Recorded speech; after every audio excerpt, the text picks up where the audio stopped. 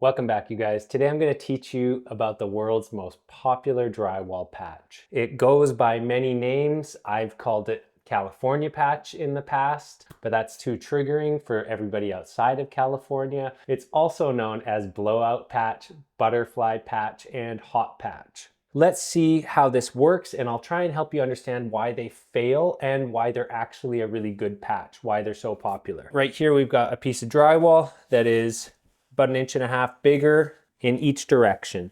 So the way this works is you might want to square some of the rough edges of the opening, but you don't actually need to do too much prep.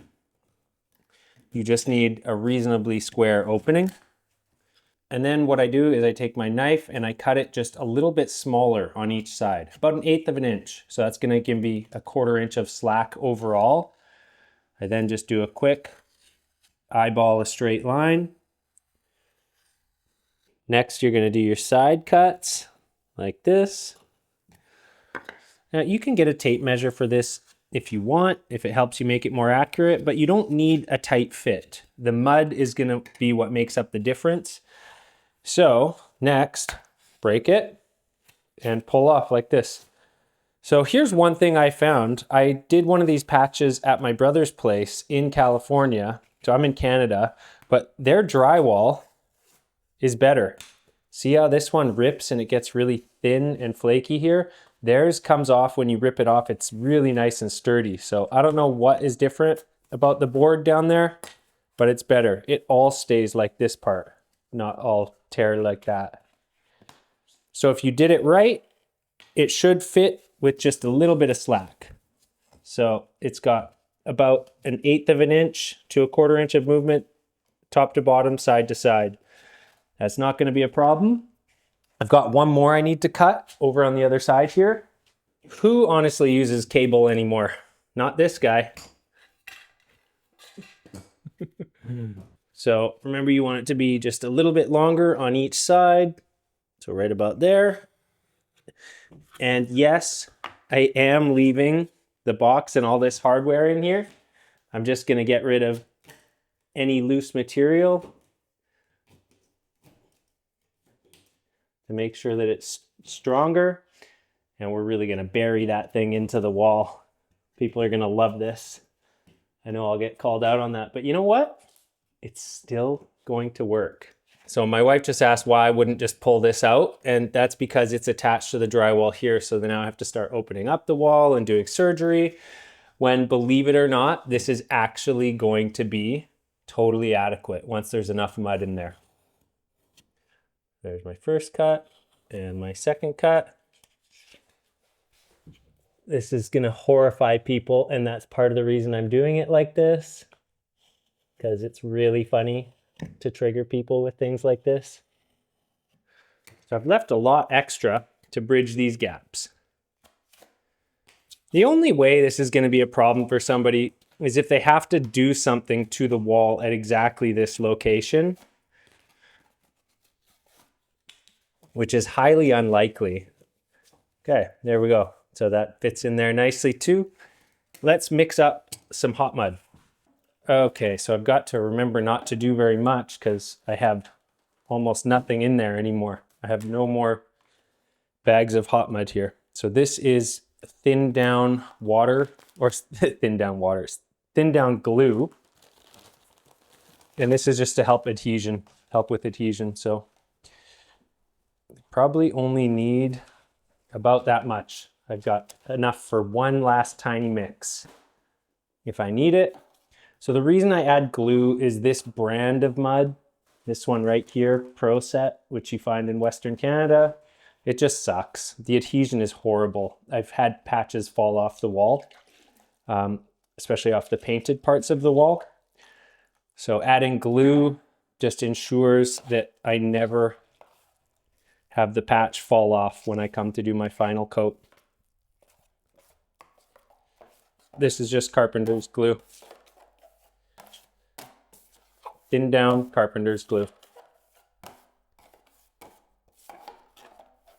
It's thick enough that it's got a bit of body to it, but it's wet enough that it's going to make for a good patch. So there's two reasons why this patch fails for people. Number one is they don't get enough mud into the joint to really bind it and glue the whole thing back together.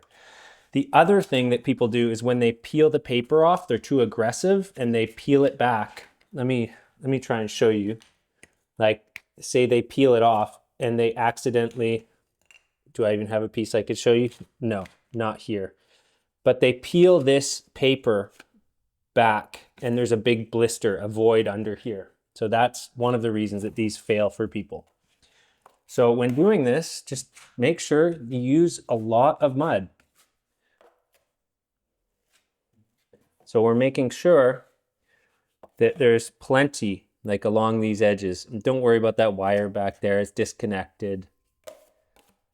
I'm not burying live wires, only cable wires. Okay, so we've made sure there's just lots of mud and it's gonna bind really well to the edge of that.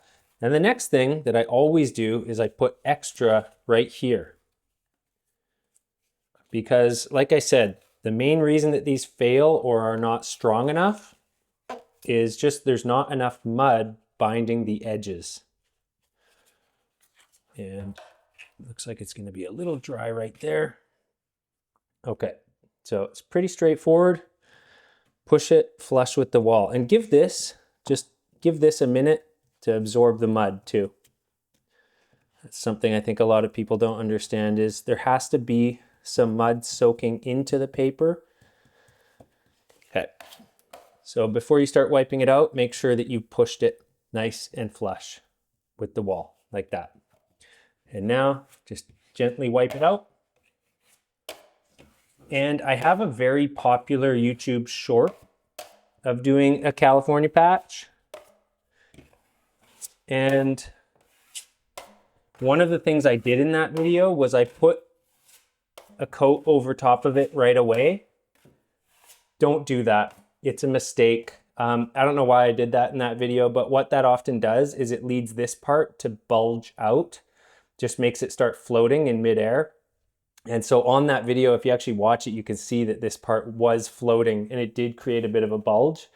So once you've taped it in, just leave it. Don't coat it until it's dry. Okay, and now the one that I left the box in to trigger the purists. So the people who are gonna get triggered by this are the people who have not done thousands and thousands of patches in drywall. Any other drywaller who watches this and sees me do that is gonna be like, yep, we do that. But it's the people who like the weekend warriors or the contractors who actually just don't know anything about drywall. They're gonna be like, you should have pulled that out and you should have put wood in there and then you should have screwed the piece in. And no, it's gonna be okay. So that's another thing that I didn't bring up is, what's the, oh, this is upside down. I had it specifically to go this way. So the longer piece of the paper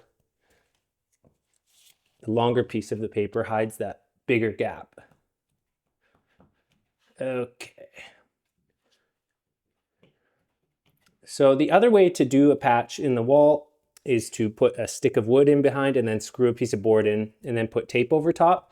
It's a great method. I do it all the time. But you know, I've filmed both methods and made videos about them both. And here's what happens. Whenever I do a California patch, I get all the people that don't think it's a good patch saying, why didn't you put a piece of backing in and do it properly? That is a hack patch. However, whenever I show people that method, the correct way, I get all the people that know about a California patch saying, why didn't you do a California patch? That's so slow, so dumb.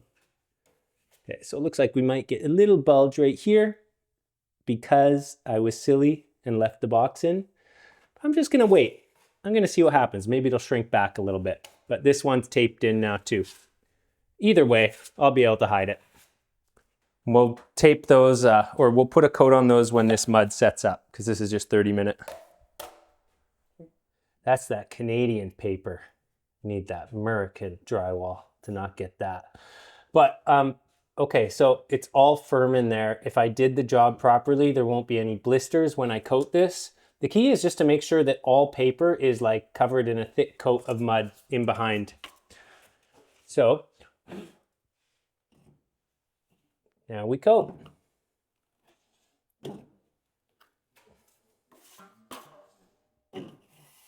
Feather those edges. If you're getting something from these videos, feather that like button.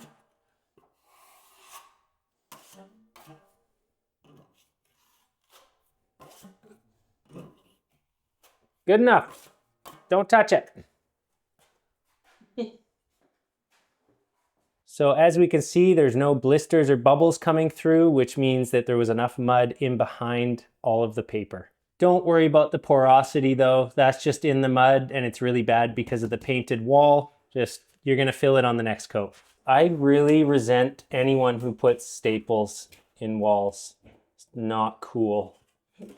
Not cool. Don't use staples. You know, I don't know if anybody remembers Dexter, how he goes and he sets up his kill room using staples. Like he puts the plastic on all the walls with staples and he just rips the plastic down as if there's not going to be tiny little holes in all the walls. For somebody who's trying not to leave any evidence, he sure left a lot of evidence in every room. I always thought about that. Not because I think about setting up kill rooms, but because I have to protect rooms from dust on a regular basis. Okay, this is ready to coat too. It's nice and solid. I'm not gonna push on it right now because as the mud is drying, it's not super hard yet. It's set, but it gets way harder when it reaches full dryness. But it is set up enough that we can now coat it. Feather, finish. 1, 2, good enough. Don't touch it. So these are dry enough to sand. Let's get a load of patch number 1 and patch number 2. Okay, nice and dry. 0 blisters or bubbles. Just needs a quick sanding. Little wet maybe in the left-hand side. Patch number 2 is really dry and most importantly, no blisters. So even though we had that big void right here, it's so full of mud behind the paper that it will be totally fine.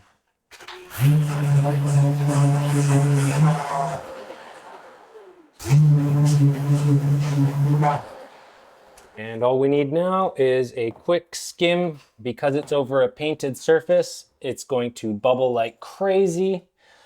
But because we did such a nice job flattening that out and sanding it, we can afford to skim it super tight to get rid of those bubbles.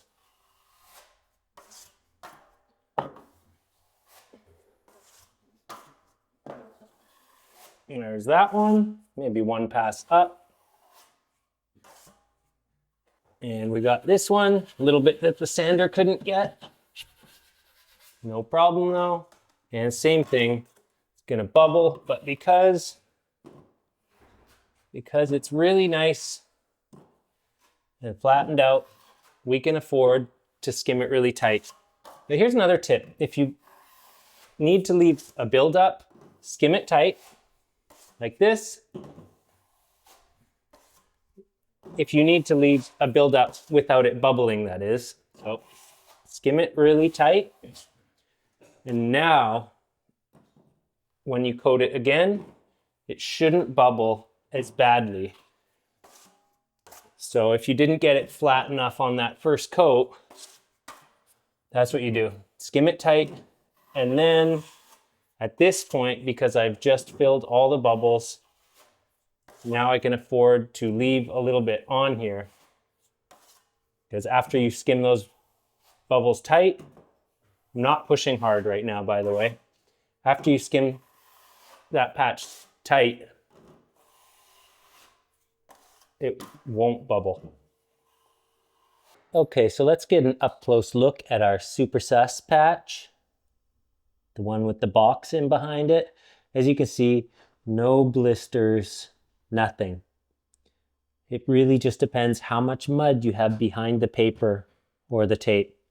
If you have a 1/4 inch or more of mud built up behind the paper, it won't blister and it will be very strong. So all this now is gonna need is just to dry out and have a very light sand. It'll take paint perfectly. Because you can't see any blisters at this stage, like as soon as you apply the mud, if there was anything, the moisture will make it show up. So I'm safe to know that I can just sand and paint this. And you guys, that really is the secret to California patches, is knowing that you have enough mud in there to bind both sides of the drywall. Like that's the big problem, is that people will have just these voids. So they get blisters and the patch is able to move independently. But if you have a lot of mud in there, gluing everything together, it shouldn't be a problem. Let me show you guys actually what it should look like from the backside. So before we end the video, I thought it would be a good idea to actually mock up a patch so we could see what it looks like. And I just did this with all-purpose light. So you can see just like how glued it gets to both sides of the board. And I think this will be a good demonstration of how strong this patch actually is. And first, I'm just gonna like gently push. So I'm actually pushing fairly hard, like as hard as somebody leaning against a wall would be. It's not going anywhere, because I know a lot of people are like, yeah, as soon as somebody leans against the wall, it's gonna break. And I think if I actually push too much harder, this board might break along these lines, because the weakest point is these two parts right here. I should have done it on a bigger piece of drywall, but like I'm definitely putting a fair bit of weight on this right now, and it's not going anywhere. Like the sides of it really get well glued. So we need to almost find some better way to test this to see when it'll fail, but I think I'm gonna save that for a YouTube short. The point is, you can see how strong the California patch, when done properly, actually is. And with that, I'd like to say, yeah, that's it. That's the most popular drywall patch in the world. I hope you understand it a little better and are able to do them more successfully. Like I said, I've done thousands of these and never had an issue, because it's just simply understanding how the thing adheres and how it can fail. And once you know that, you just don't mess them up anymore. Anyways, that's it. Sorry, it sounds a little arrogant, but you know, do 1,000 of them and get back to me. Thanks for watching, you guys. As always, I hope the projects are going well, but I hope you're doing even better. Till the next one.